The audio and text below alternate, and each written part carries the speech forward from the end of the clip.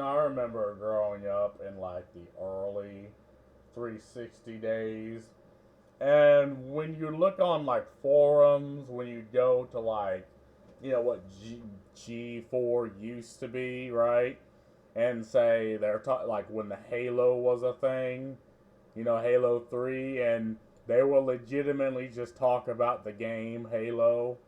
And you'd have a bunch of goofy dudes singing the Halo theme song, bellowing the Halo theme song. And it was cringe, but it was like they're literally just talking about the game. There's no politics, there's no nothing, no ideology. It's just okay. Or it's the Halo fan base, and we're talking about Halo. And you see that most companies would do this, right? Like most uh, news companies, most game companies, they would just talk about the product and nothing and things surrounding the product and nothing else. But nowadays, it's like you're forced to have, say, an opinion on Hamas and Palestine, or an opinion on feminism, and it's not just one or the other. No, you have to have the right opinion about these things, because if you don't, then this ideological sect of Twitter will go after you, right? These game journalists and or news journalists will all come after you, right? It's like instead of the game journalists talking, like, say for Black Myth Wukong, they deducted points because the developers were a bunch of edgy boys and they said edgy things online. And they're like, oh, points deducted. I'm like, so what the fuck does that have to do with the game? And it turns out, they said the game was fine, but because they're edgy boys and they say edgy things online, up points deducted.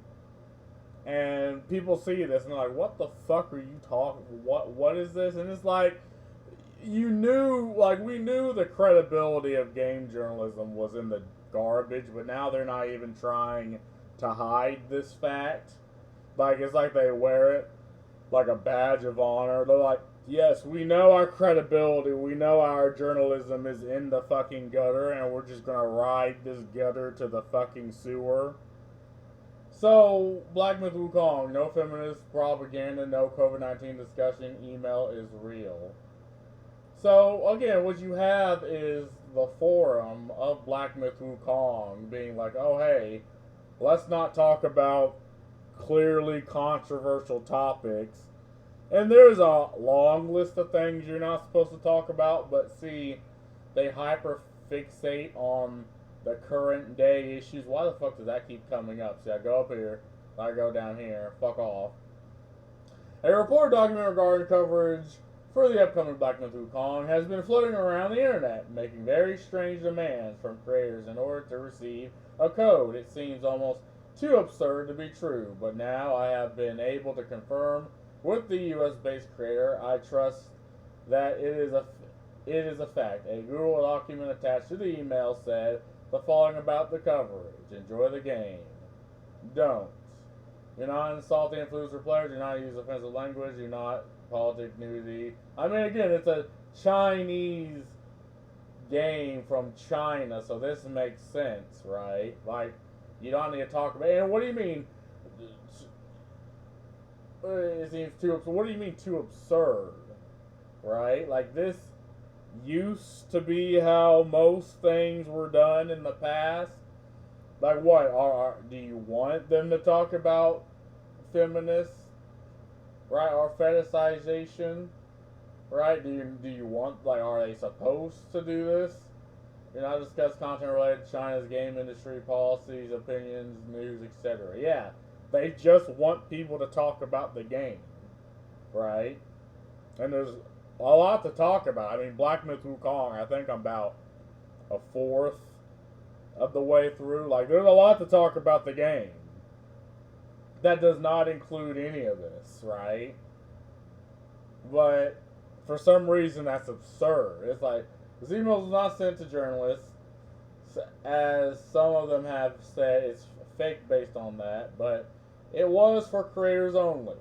The guidelines may also not have made it all to all creators, or were sent out merely from requests for codes from those creators.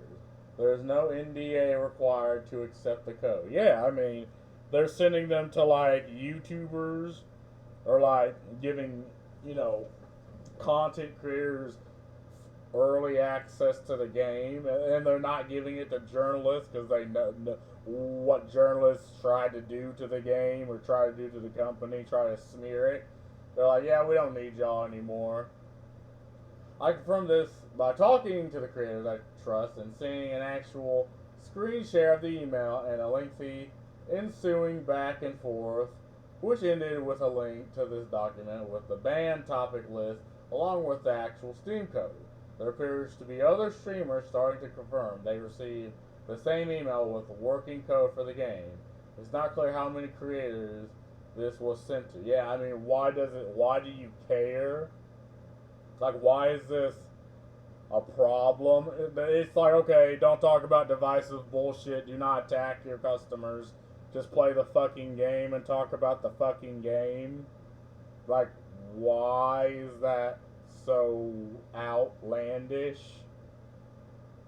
There were some oddities about the Google document pointed out before, this including a Gmail address that created it. But the initial email contacts were not sent by Gmail. The sender is an at Yingxiong email address where that points to Hero Games, a marketing partner with Game Science for Wukong, having seen the full exchange not shown here due to the parties not wishing to be identified, which ended in an actual code to redeem. This is not just a random document that was made and circulated online. As for why this exists at all, this game was made in Chinese studio where COVID-19 is obviously a sensitive issue. As for why that would be mentioned when talking about Wukong, that is extremely it is clear. What do you mean unclear? They just said, okay, no political, no divisive things. Just talk about the fucking game. Like, is that so difficult? The understanding of this phrase, Fiminist propaganda, may have made its way there due to reporting that indicates Wukong Studio had a history of sexism, which again nobody confirmed. It's just a bunch of edgy dudes online and a widely distributed story, and they did not want that discussion, presuming they think that it is what feminist propaganda entails. This could also include a topic like, did they make a female character too sexualized or something of that nature? This is actually a crowd seeing the list of the banned topics and saying it's good and obvious creators should focus on the game, though it's easy to imagine what that same group might say if a Western developer sent a document telling streamers not to discuss right-wing propaganda or something similar. I mean, why? We'd be like, okay, why particularly right-wing? Like, why not everything? Right? Why right-wing, left-wing? Like, if it just says specifically right. Besides, what does right-wing propaganda even mean? Like, to my knowledge, it's an ever-expanding list of topics that aren't entirely conclusive. So, one month, right wing is one thing. The next month, it could be something completely different. It's completely nebulous. So, they made it clear, okay, what are the hot topics of Western company, of America? And they seen, it's these things. Okay, shut the fuck up about them and just play the game. Like, if it were to say shut the fuck up about politics and play the game, people would be like, okay, whatever. And the thing with Western developers is most indie companies do that. It's a very strange situation. I have reached out to Game Science and have not heard back. This is not something that affected review scores given that journalists were not sent this email, and it's unclear why almost any of these topics might have made its way into creator coverage in the first place. I will update this article as further information comes. Whatever. Any comments? I doubt it. Oh, hey, comments. No politics discussion means no politics discussion. It seems they are enumerating banned politics topics. Enumerating banned political topics. Since they also said no politics, a list of specific topics should not be considered exhaustive, which makes these specifics just examples of what's not okay. An old trick, if you want to avoid most of the free speech zealous controversy, pick two lists. One, I don't know what the fuck you're talking about. John H. I'm Chinese and it's normal to see these streaming guidelines of Chinese mindset. Then I expound to explain it. A few days ago, a number of Chinese domestic Nezians were the game's Steam community page and left messages involving a large number of like feminist propaganda covert or nothing related to the industry strict control. Then the game developer removed the comments and avoid unnecessary hassle and to ensure smooth release. Okay. Paragraph. The more you criticize with bias, the tougher the domestic control will be. Whatever. It is very weird that they specifically mentioned whatever it means, but not other types of propaganda. Well, because, you know, they can't, it's not a conclusive list. Like, most people understand, okay, no politics whatsoever, right? But if they're giving it specifically to the Western audience, they will specifically narrow it down to what's the political things of America? Oh, feminism, COVID-19, all that.